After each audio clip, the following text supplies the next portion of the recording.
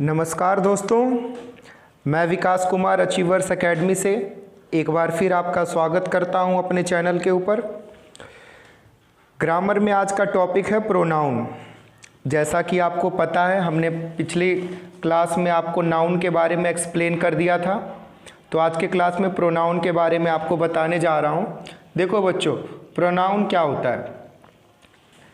It is a word which is used in the place of noun. Example है ही, सी, you, we, they etcetera. तो noun के place पर जिन शब्दों का प्रयोग किया जाता है, जिन वर्ड्स का प्रयोग किया जाता है, उसे प्रोनाउन कहते हैं।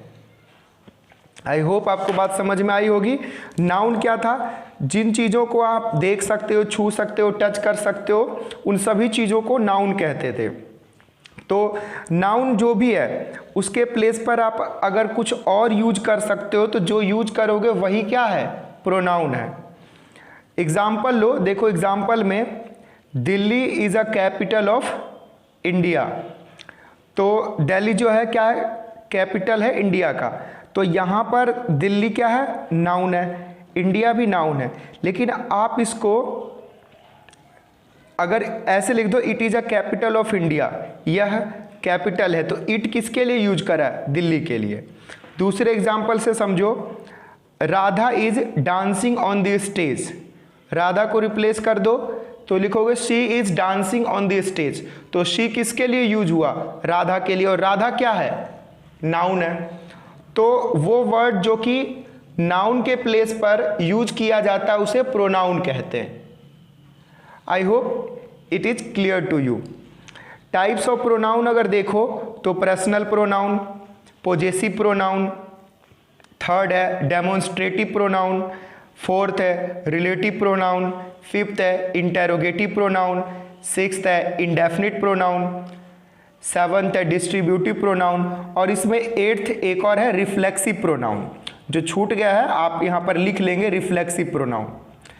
अब इसके टाइप्स के बारे में थोड़ा सा मैं आपको बता देता हूँ। पर्सनल प्रोनाउन में जनरली जो ट्रांसलेशन या टेंस में जो सब्जेक्ट होता है वही पर्सनल प्रोनाउन होता है। जैसे ही, शी, यू, आई, वी, ये सभी पर्सनल प्रोनाउन है, सब्जेक्ट के रूप में जो यूज होते हैं। Possessive pronoun his, her, yours, my, our, ये सब पोजेसिव प्रोनाउन के अंदर आता है। डेमोन्स्ट्रेटिव प्रोनाउन के अंदर दिस, डैट, दीज, दोज, ये सब जो है डेमोन्स्ट्रेटिव प्रोनाउन के अंदर आता है। ये वर्ड्स हम इंडिकेट करने के लिए, डेमोन्स्ट्रेट करने के लिए यूज करते हैं। रिलेटिव प्रोनाउन में देखो, रिलेटिव प्रोनाउन में आता है हु, हुम, विच, इस तरह के वर्ड्स। इंटेरोगेटिव प्रोनाउन में हु, विच, हुम, व्हाट, इस तरह के वर्ड जो है इंटेरोगेटिव प्रोनाउन में आता है। इंडेफिनिट प्रोनाउन है, इसमें सम, फ्यू, समवन, मेनी, इस तरह, ईच, इस तरह के वर्ड्स। सॉरी, ईच नहीं आता, ईच जो है वो डिस्ट्रीब्यूटिव प्रोनाउन में आता है।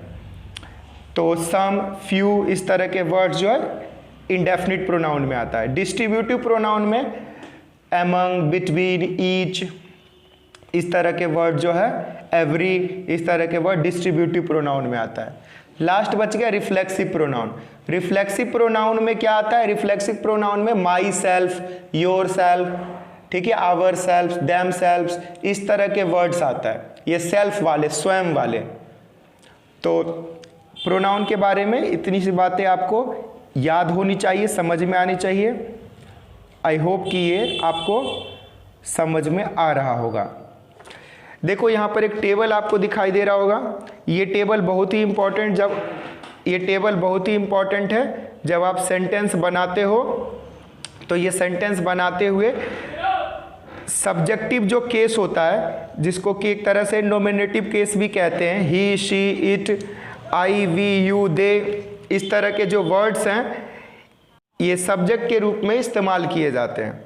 इसी का पॉजेसिव केस होता है, ही का हीज हो जाएगा, शी का हर होगा, इट का इट्स होगा, आई का माई होगा, वी का आवर होगा, यू का योर होगा, दे का देयर होगा।